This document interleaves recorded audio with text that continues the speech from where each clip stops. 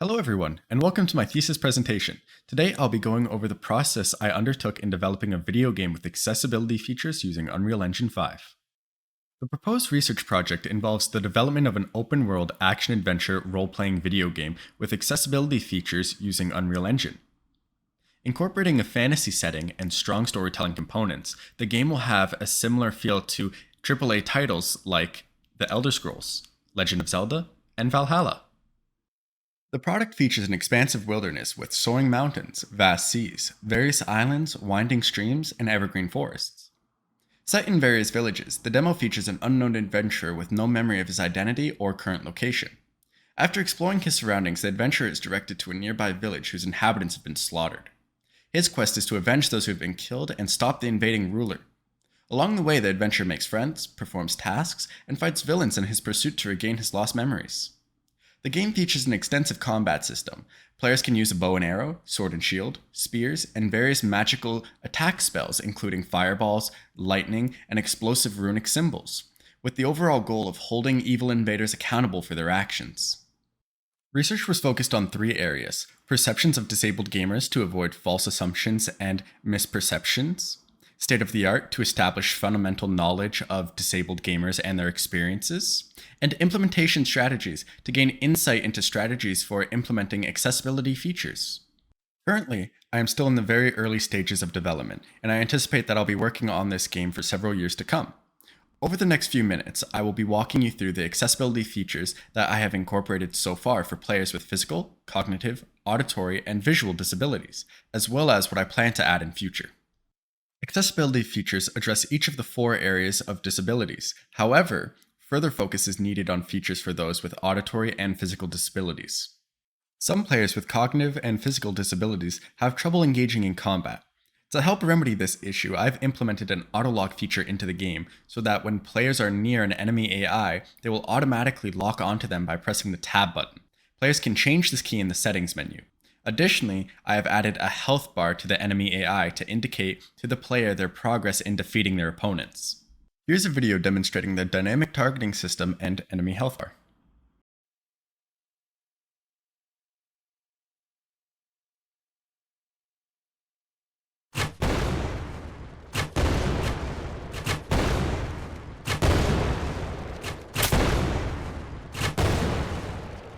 This is a close-up showing the enemy health bar indicators and dynamic targeting indicators. This illustrates just a few of the nodes that go into making targeting work. An important part of any game is its audio. For those who may be visually impaired, this is especially true. I've incorporated sound effects along with other auditory cues and adjustable sliders to alter the volume within the game. This image and video illustrates the nodes that are involved in creating the sound of footsteps and syncing the animation to when the foot hits the ground.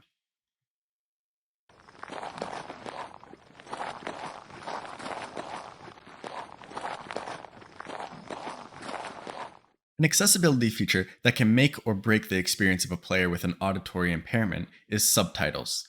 This is especially true for story-based games. Subtitles are currently included in the game. However, in future, I would like to include closed captioning features along with the ability for the player to select the desired font size of the subtitles. Additionally, I plan to incorporate a feature to switch the font type for those with dyslexia to improve readability. This image illustrates the nodes that go into making multiple dialogue options, creating more immersive conversations between the player and NPCs. It also shows how audio files were integrated with the text. This video demonstrates a dialogue that takes place between a player and an NPC, showcasing audio effects and subtitles. I was able to sync up the audio to go along with the character's words for an added element of immersion.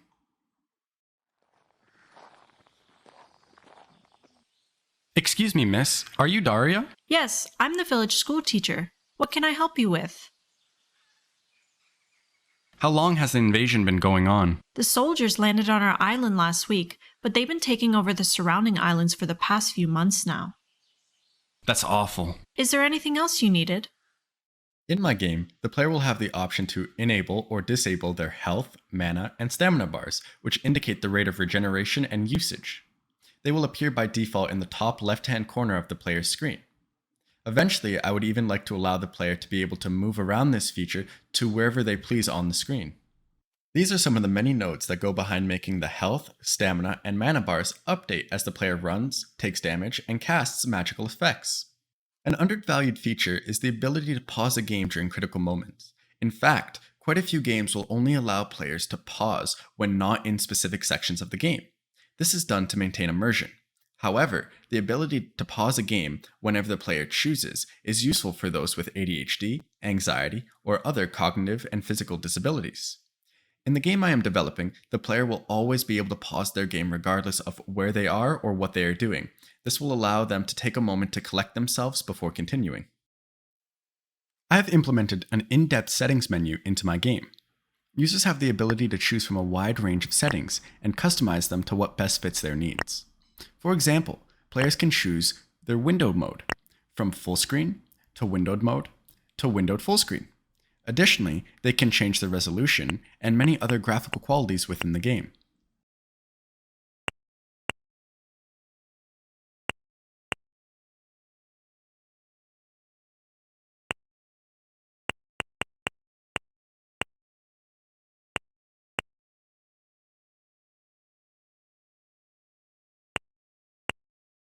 Additionally, the player has the ability to adjust their audio levels for every piece of audio in the game using sliders under the Audio tab.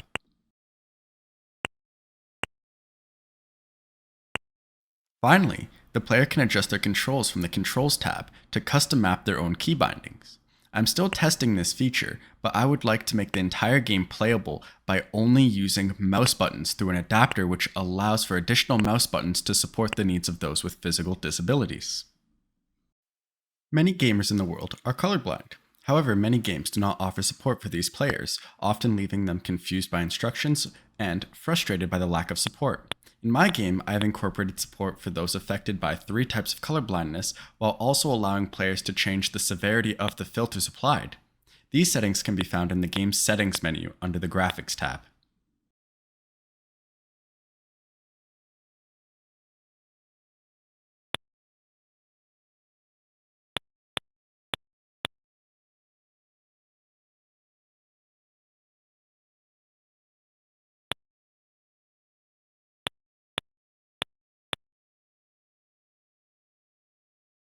This graphic illustrates the nodes that allow the game's colorblind features to work. Unfortunately, due to time constraints and limited knowledge of the software, I could not incorporate all of the accessibility features that I had hoped to integrate into the game. In future, I plan to include additional features to help those with disabilities. The features are outlined on this slide. Now I'd like to take you through the environment I have created.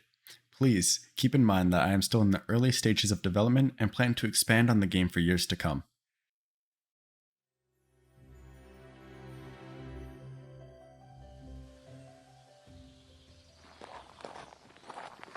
Hi, stranger. I'm Charlie. You look lost. Can I help you?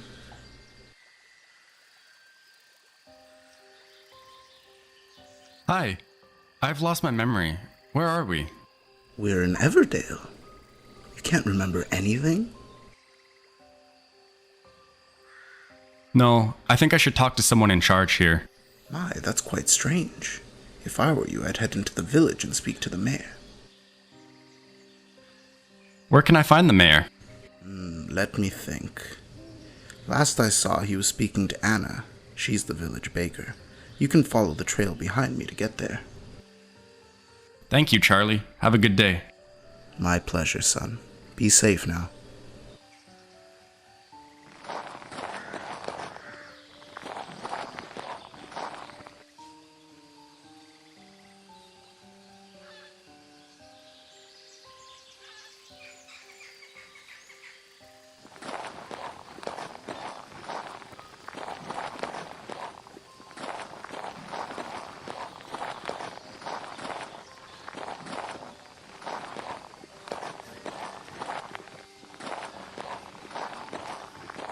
Hello there, stranger. I'm Anna, the village baker. It's a pleasure to meet you.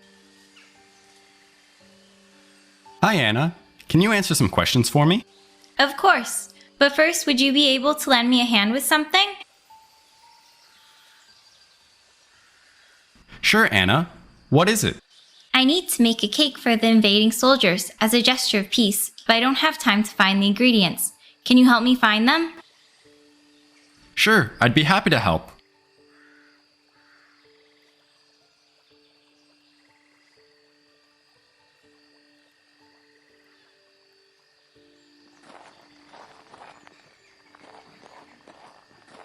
Have you found the ingredients yet? No, sorry, I'll keep looking.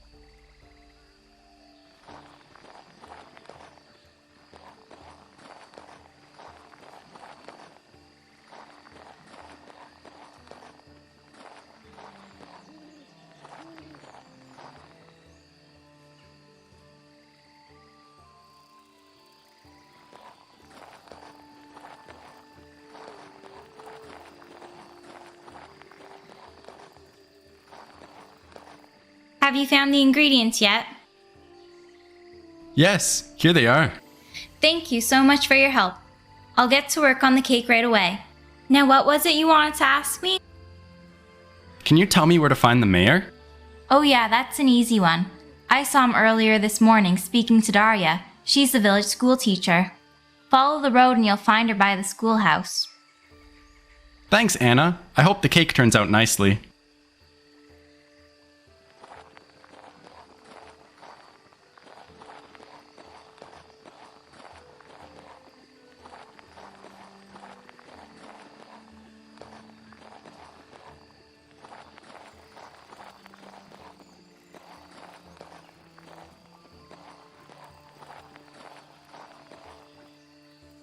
Excuse me, miss. Are you Daria? Yes, I'm the village school teacher. What can I help you with? How long has the invasion been going on? The soldiers landed on our island last week, but they've been taking over the surrounding islands for the past few months now. That's awful. Is there anything else you needed? Anna told me you'd know where to find the mayor. He's just up the road there, by the village well. Looks like he's speaking with Captain Brinton. Thanks for your help.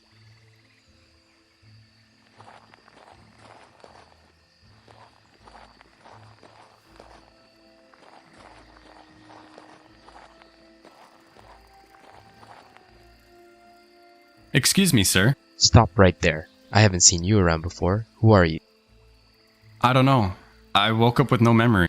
Well, you don't look injured to me. Maybe the mayor can help piece things together. But first, I need to find some weapons for the town guard, but the mayor is keeping me busy planning. Can you help me find them?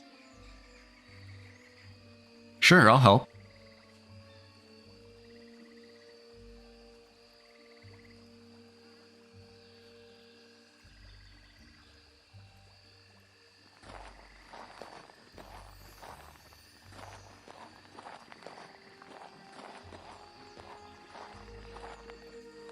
Have you found the weapons yet? Yes, here they are. Thanks for your help. In return for your efforts, let's see if the mayor can offer you some guidance. It's a pleasure to meet you. I'm Mayor Cole. How can I help you? Can you tell me how to regain my memory? I can try to help, but not until we have dealt with the invading soldiers. Can you help? I will do anything. Great to hear. If you follow the road behind you for a few miles, you'll come across a village that has been plundered. Kill all the soldiers you find there. Consider it dealt with. Keep the village safe.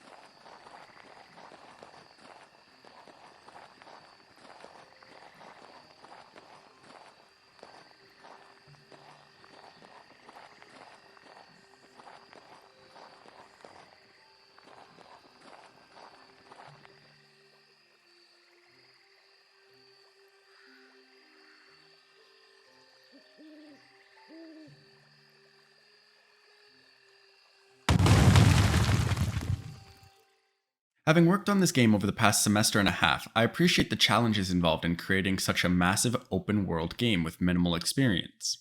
In future, I plan to expand my team by working with another 2 to 3 developers to bring my game to its fullest potential. Additionally, I would like to incorporate the other accessibility features previously mentioned. I feel it is important to make games as inclusive as possible to bring enjoyment to a wide range of players with various challenges and disabilities. Developing the story further is another future goal, and while I've already created a rough outline, hiring a writing team would be beneficial.